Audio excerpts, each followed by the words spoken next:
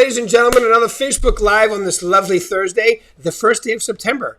Make it a September to remember and rock into Rocktober, right? Today we are very fortunate from the St. Rose office, real estate extraordinaire, Linda Murphy. Linda, welcome to the show. How you doing today, Linda? What's going on?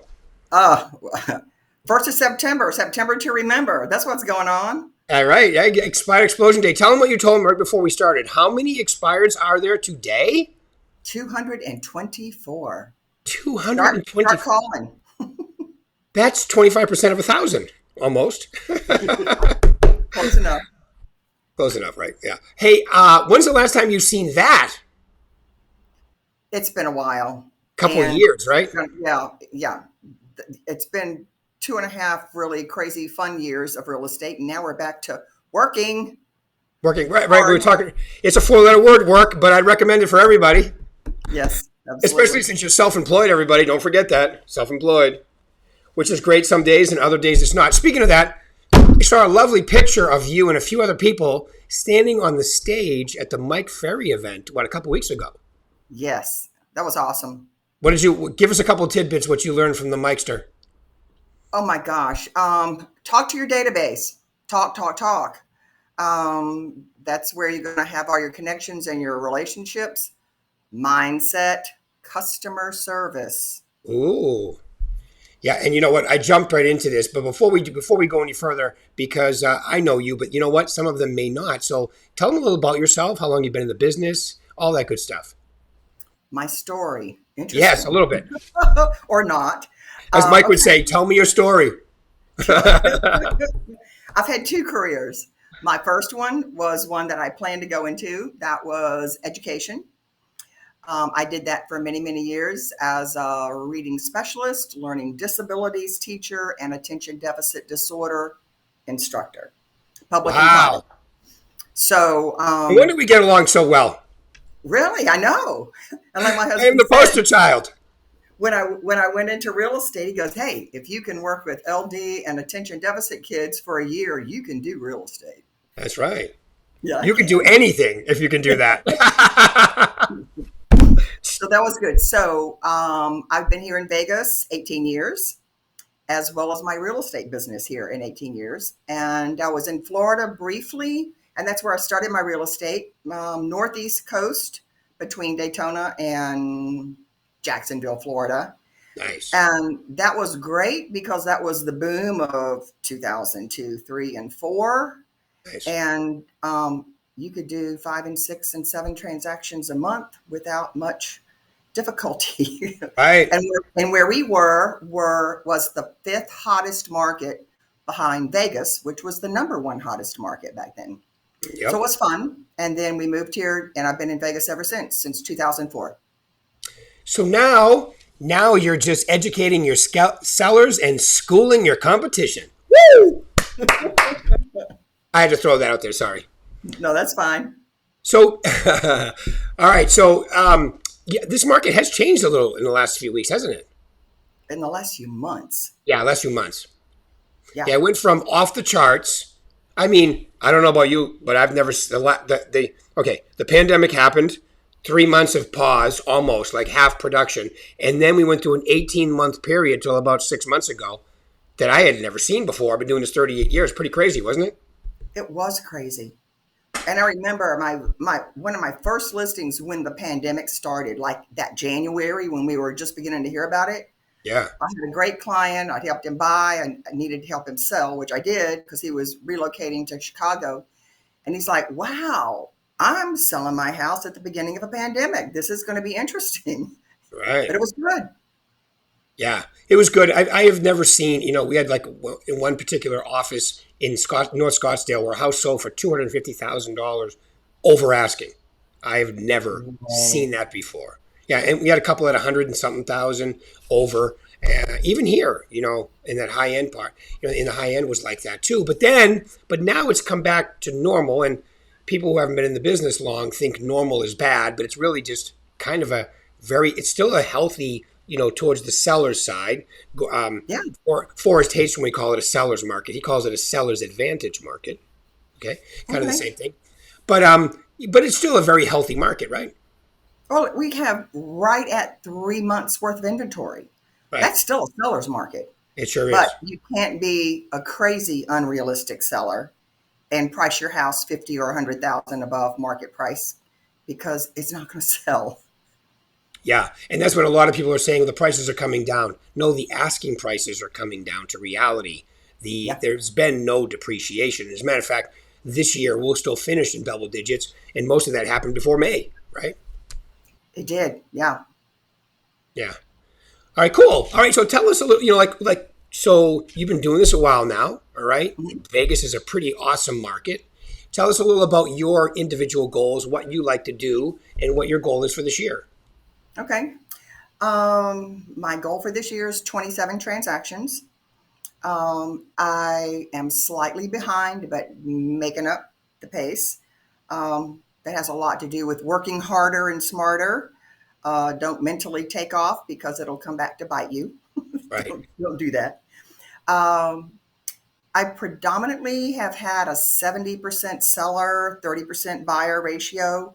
It shifted a little bit in the last, well, within the last 8, 10 months, more like a 60-40 split, but Yeah. it's still healthy. And the buyers that I have are either people that have been referred to me, or are have sought me out because I've helped another one of their friends, and I only work with buyers if they're going to go through full pre-qualification with me at a meeting and get fully pre-approved with one of my preferred lenders. So I'm not driving buyers around Right. in cars for months because it always saddens me. Actually, makes me sick when I talk to an agent and they're like, "Well, is your buyer actively looking?" Yeah, I've been working with them for 6 months. I'm like, okay, That's a little too long. yeah. I always want to say, are you in a relationship or are you selling them a home? Yeah. You want to sell them a home. And I tell you, the longer you work with them and you don't get them what they want, I think you lose a lot of ground over that because they're like, really? They can't find me a house? And it may Right. not be, it's not you, it's probably them, but they don't realize it. Right. Yeah, and I love what you said about the 70-30 to anywhere between a 70-30, 60-40, mostly seller ratio, meaning listings taken, is really healthy. And tell them why. I mean, you gave them a little tidbit there too, but tell them why that's way more advantageous, especially, like you said, to keep your sanity and keep your head in the game. Well, you work with a seller, you've got the listing, and your job is the seller. I always tell my sellers, you want to sell it as quickly and for the most money as possible. Bless you. Thank you. And so let's price it right, price it for the market. And then what you're doing is that I network with other agents that have sold and listed in that area, always asking, who do you know that's interested in purchasing this home? Because I'm looking for, how can I find a buyer for my seller's listing? And when you do that, you've got the entire MLS. How many, what, 20,000 agents out there looking at your listings, Right. you know, and hopefully bringing you a buyer sooner than later. When Right. you're working with a buyer, you're doing it solo. Right. And you're, having to work with your buyer, not having, you're getting to work with your buyer and, refining their search, making sure that they're all on board and we know who's making the decisions. Right. Yeah, totally agree. And the other thing is that word that you said first, work. When you're doing mostly sellers, 60-70% of your transactions are sellers. It means that you are physically being proactive and taking charge. Would you agree? Oh, absolutely. Yeah. Yeah. Tell them your schedule. Like, how do you get your sellers? How do you get property listed in today's market, Linda? Talk to people you don't know. Ooh, Well, I know it's sometimes not in my comfort zone, but I'm like, pick up the phone, talk to people. You have a healthy database, but they're not going to give you every listing or every buyer that you're going to want in your business for the year. And I think that was a hard thing for me to get over when I first started really learning how to do my real estate versus waiting for business, which I yeah, did originally. That didn't work.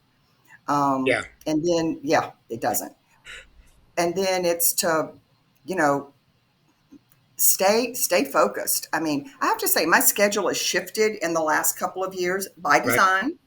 I do a little bit more for myself and my health early in the mornings, but I keep to a really regimented schedule of getting to the office.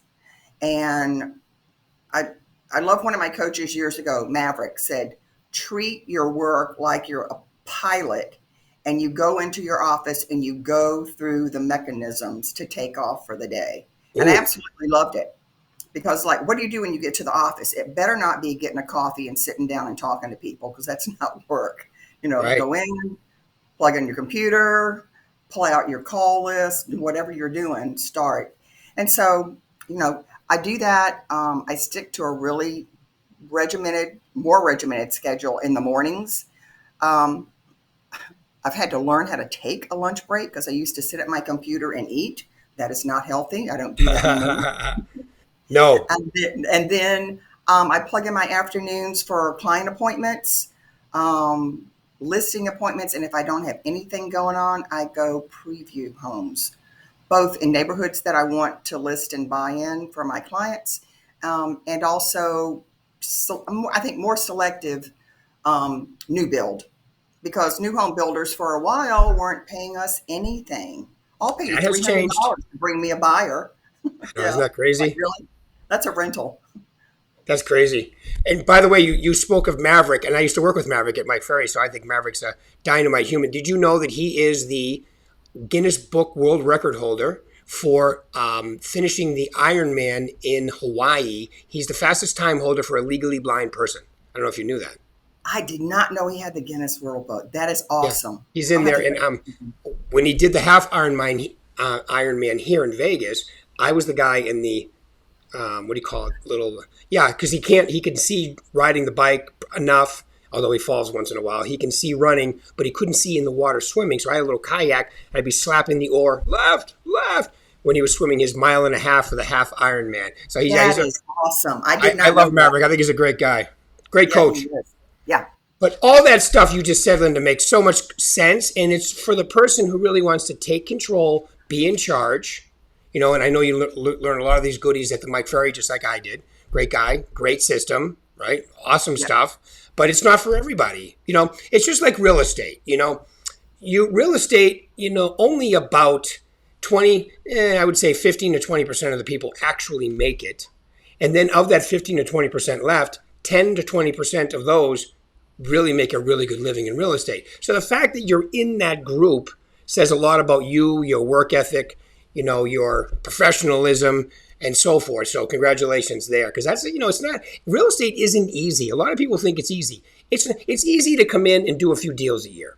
Like you Yeah. mentioned, the board. There's 20,000 people on the board, but only 10,000 of them actually do a deal every year. That's I it. know. And I think it's such a shame. And I'll talk to somebody and I'll have a client. They say they bought a house and they're like, oh, I'm thinking about getting into real estate. And I'm like, interesting. Tell me what you're thinking. Yeah. Because so many of them are like, I'm going to make $100,000 my first year. And I'm like, well, that's possible, but how are you going to do that? Yeah. Yeah, it's funny because I go in. We do the class here, right? The Oh, yeah. prepare. Yeah, so I go to speak to everyone. There's always a class going on, daytime and nighttime. I usually hit the one at Southwest on the way home. But anyway, when I tell them just what I told you, not everybody passes the test, so study, and not everybody makes it. So once you get in, you have to immediately get into transaction that cause you to get paid. Okay, Yes. so, and we know what those are, right? You got to be Yes. talking to people, like you said. It's amazing to me that people get into real estate and they don't want to talk to anybody. It's crazy. You got to talk to people. You have to have a routine. Call it lead generation, call it prospecting, call it whatever you like, but you have to have a routine. You have to schedule it in like you do. So Yep. congratulations there too. Thank you. All right, great. So I'm an agent. I'm brand new, or I'm an agent who's doing okay but wants to take it to the next level. What would be the three most important things you tell them to focus on? Oh, I love that one. I got that from Lisa. I'm like, okay, I can do that. All right. First of all, I'm going to say the umbrella of all of this mindset, period. Mindset. Okay. Right. So I'm looking at my notes. So the the one thing that you've already mentioned, work, realize that you've got to put a lot of hard work, like a real 9 to 5 job, over a long period of time in order for you to even start making it. You know, it's, I think so many people come into the office or work from home and they're like, I do a little bit of this, I do a little bit of that. Oh, I call it a day. And, I've heard, and we've all heard, would you hire yourself or fire yourself based on what you do every day? Right. And I think a lot of agents just say, well, I piddled around and I should fire myself because I actually didn't work today. And what am I going to do tomorrow? So I think Mm. that's a really big one.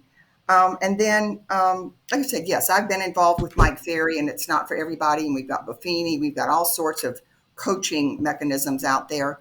But you have to know how to talk to people. So learn, you do a great job. It's Success Center and everything that we've got with Berkshire that supports us is learn scripts and learn how to have real conversations with people, not, when do you plan on selling and how much do you want to sell it for? And because those are some of the basics, but unless you can listen and have really good conversations with people, it's going to be much more difficult. Right. I True. agree. Yeah. So I agree And 100%. So learn how to converse, meaning that learn the process of having great conversations with people. it takes a lot of practice. It Mhm. really does. I mean, you can think you're having a good conversation. Boy, you role play with somebody and you have them critique you. You're like, oh, that's what I did. I was like, okay, thank you for that feedback. I need to work on it. And the other, I used to tell newer agents when I was down on the first floor in the other building years ago, get your system much or any business going on, and you're making phone calls and you're doing whatever you're doing to earn business. But if you don't have your systems in place, when you get business, you are scrambling. Mm. And Yep. so people are like, what's the system? I mean, do you have a CRM? Do you have your templates for all of your transactions? Do you have a buyer pre-qual? Do you have a listing presentation? What do you provide sellers as far as a packet for what you do to serve?